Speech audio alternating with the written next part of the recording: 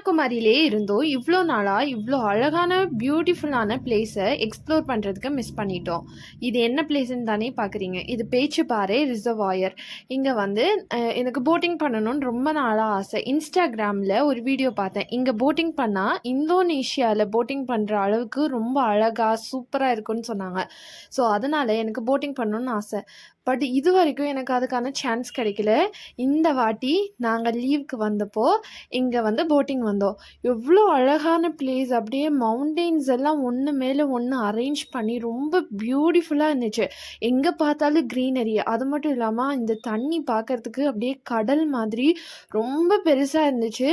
சூப்பராக இருந்துச்சு. எங்கள் பாட்டியோட எக்ஸ்ப்ரெஷன்லேயே தெரியும். நாங்கள் எக்ஸ்பெக்ட் பண்ணதை விடவே இந்த போட் ரைடு சூப்பராக இருந்துச்சு. அண்ட் அந்த வியூஸ் எல்லாம் வேறு லெவலில் இருந்துச்சு. அவ்வளோ ஜாலியாக நாங்கள் இந்த போட் ரைடை என்ஜாய் பண்ணிவிட்டு திரும்ப வந்துட்டோம். பாய்.